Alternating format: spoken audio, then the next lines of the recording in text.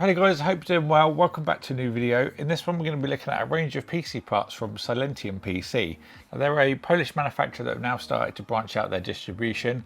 So they've kindly sent over a range of products for us to look at, and we're actually going to be doing a showcase build with the products in another video. More about that later on. But they've sent over a AIO air cooler, power supply, set of additional fans and a case. So in this one we're going to go over the different components they've sent, tell you about others in the range as well if you want something maybe smaller or even maybe bigger, and then just give you an overview about what they're all about, and then we shall do a PC build in the very near future. So let's get into it. I think we'll start off with maybe the case first. So this case is the Signum SG7V Evo TG for tempered glass, and then ARGB, addressable RGB, and they have lots and lots of cases in their range. This one I picked purely because it's got quite a lot of space, so it's going to allow for lots of flexibility. They do have smaller form factors in their range if you need something smaller though. But this one will support like a 360 radiator, lighting controller, full dust filters, and also a open mesh front panel. I'm really a fan of the mesh fronts. So nicely padded, I will say. There's a nice bit of side protection for the side with the presumably the tempered glass. There we go.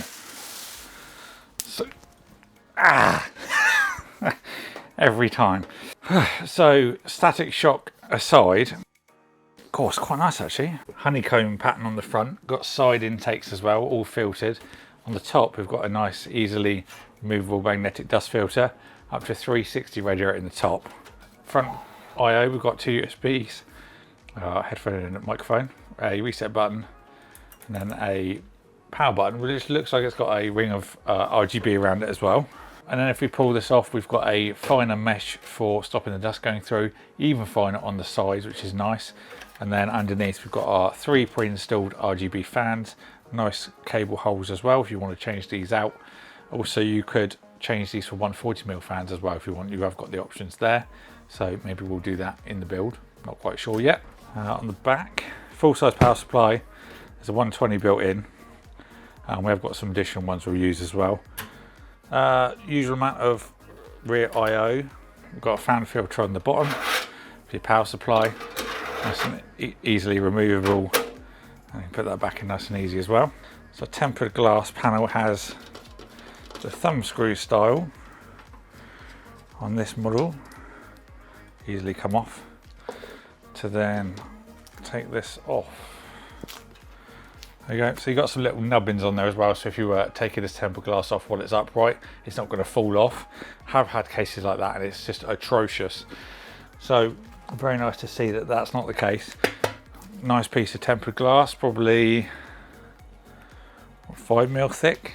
So inside we've got three pre-installed 120mm fans. These are all RGB as well, and you can see we've got a whole host of mounting options for our motherboard. So we've got ATX, mini ATX, micro ATX, loads of SSD mounts on the side. You can see they're all printed SSDs all the way down, so you could just whack in loads there.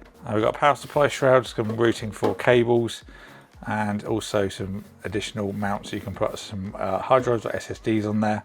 Presumably we'll be able to take that off to install your power supply. Let's just take the back panel off to have a look at what cable management options we have.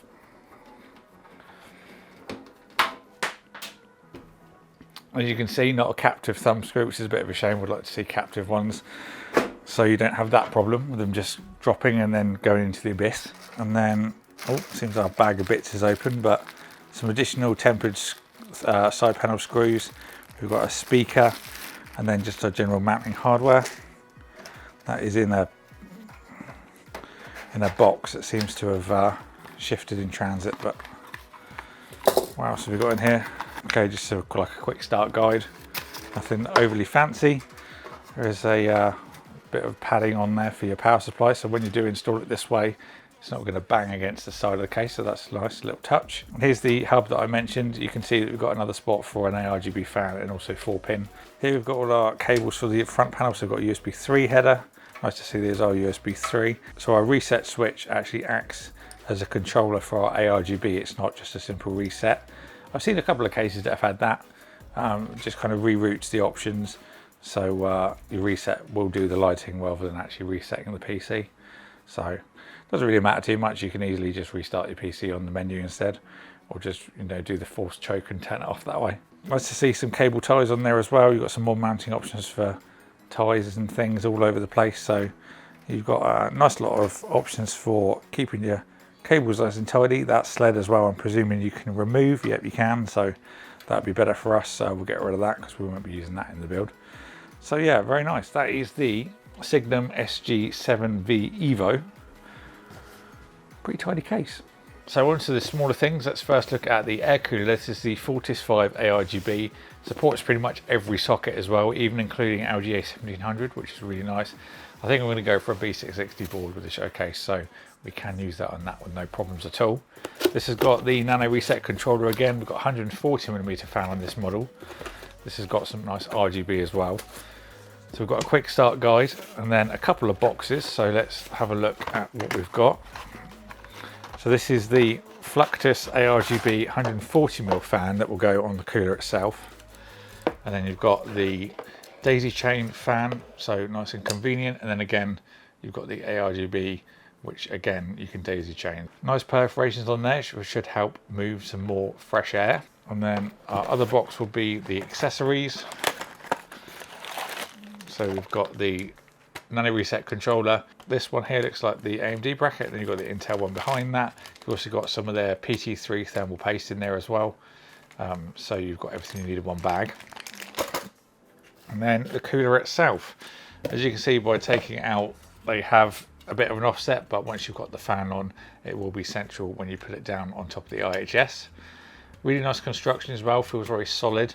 This top will light up RGB, so that's a nice little feature. And then let's go to the bottom. We've got 6 heat pipes, nice copper cold plate. Got a bit of protective plastic, so don't forget to take that off before you install it. And then underneath you can see the cable that will be our ARGB control for the top lighting. Silentium logo as well, so this will all light up, and you can of course customize that to whatever you fancy. Other air coolers that Silentium do, they have more low profile ones, so if you're doing maybe a small form factor build, or on the opposite end you can get dual fan coolers as well, so if you're doing maybe a bigger build. So plenty of different options there in the air cooler range. Now let's move on to, I think, the power supply. So our power supply is the Supremo FM2 750 watt. This is a gold rated 80 plus power supply, fully modular. It's got a 5-year warranty as well. And they also have semi-modular and non-modular power supplies for you guys that just want the essential connections, or you're not too worried about cable management. But for our showcase build, I'm going to want to do it as tidy as I possibly can. So I went fully modular. They do have slightly lower wattage as well if you need something a little bit smaller. But for our B660, it's going to need a little bit of power. It would be nice to see some higher wattages in the future as well. That's something I did inquire about, and that we might see in the future, especially with the 4000 series coming up. It's going to be using a lot of power. So our first thing, we've got a little guide about all the different cables that are included, and then where to connect them. We've got our screws for our case and some zip ties, also a bit of a warranty information card as well. All of our cables, absolute stash. They're all held together by a Velcro cable tie, and then they've also got a tie on each one as well. We'll run through those in a minute. We've got a power lead. This is obviously a EU power cable, but I'm in the UK, so we'll replace this. Don't worry, when you order in a different region, you'll get the matching cable. So as you can see, all black design. We've got the Silentium PC logo on this side and also the other, so whatever way it's in your case, you're going to be able to read the text if you know what a power supply shroud that is. Nice matte black fan. This is a 140mm fan on this model, and they are using Japanese capacitors in this unit as well, which are rated up to 105 degrees C. So looking at all of our connection points, you can see there's a lot of places you can connect our cables. Now there's actually more connection points than there are cables, so it makes me wonder if they're going to use this design in the future for maybe a high wattage unit. But let's take a look at what we've got. So I've now got them all out. We've got our 8 pins on the top left. These are one 8-pin and one 4+4.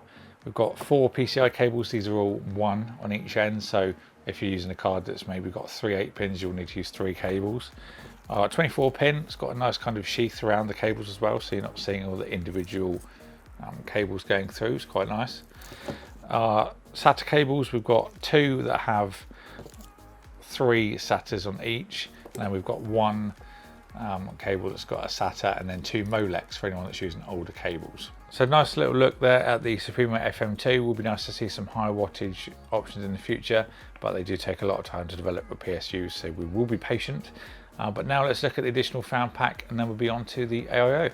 So for the fans, I've gone for the Stellar HP ARGB kit. This is 320mm fans. They do have bigger ones should you need them.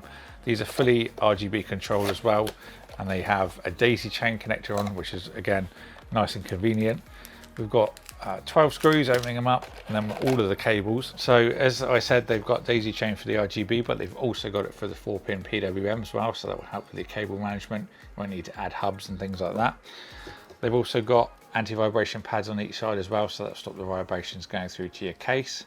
They are a little bit more of a budget design for these ones, but if you just want to add the same colors, you know, with the same manufacturer's fans into your case, then this is a good option just to add some nice cool airflow. So last but not least, we've got the AIO. This is the Navis Evo ARGB 280mm. They do have 240s and 360s for those of you that want a smaller or bigger option. I went for the 280 because it's not one that we commonly see. People either choose a 240 or the bigger 360, so I thought we'd go in the middle ground. This has got the Nano Reset ARGB controller that we saw in the case as well. ARGB lighting, and it uses Stellar HP ARGB 140mm fan, so similar to these ones over here. You can also use this with TR4 as well, so anyone that's using Threadripper, you're fully supported. And you can also get the LGA 1700 upgrade kit that allows you to use this cooler with Intel 12 Gen. I expect you'll probably see this in the box in a future revision. So first things first, we've got our accessory kit. Again, like the air cooler, we've got an Nano Reset controller. This is the TR4 backplate, and then you've also got the smaller one for your Intel in there as well. Bit of PM2 thermal compound, and then you've got your mounting hardware on the other side. Then the cooler, as you can see, has got the fans pre-installed, which is not something we generally see, but it is certainly welcome. And then we've got our instructions in the bottom of the box. So if we take this all out, so there is the Navis Evo, and as you can see, the fans are pre-installed. This is in a push configuration at the moment, probably the most commonly one that's going to be used, but obviously you can flip these around if you want to go for a pull. And as I said, these are the Stellar 140mm fans, very similar to the ones on the side here, not quite as square, a little bit more of a sleeker design. And then we've got a standard 28mm thick radiator, nice fin density on the other side as well. And again, the fans that come off this have got daisy chain for power and also RGB. We've got nice flexible hoses, nice dense weave on there as well, so you can't see through it. SATA power for the pump, and then also RGB control, which will then illuminate the top and also around the outside of the pump block. On the bottom, it looks like this bracket's got support for AMD and Intel all in one, which is nice and convenient. And then again, we've got a copper cold plate with some plastic that you need to remove before you install it. So there we go, guys. That was a look at a range of products from Silentium PC. Big thank you to the guys for sending all of this out for me to look at. I'm really looking forward to doing the showcase build very soon as well. I'll link all of these products down in the description box below if there's anyone to check out, or if you want to look at any other in their range. If you enjoyed this video, then don't forget to subscribe and ding the bell so you don't miss a future one. Thank you all for watching, and I'll see you all in the next one.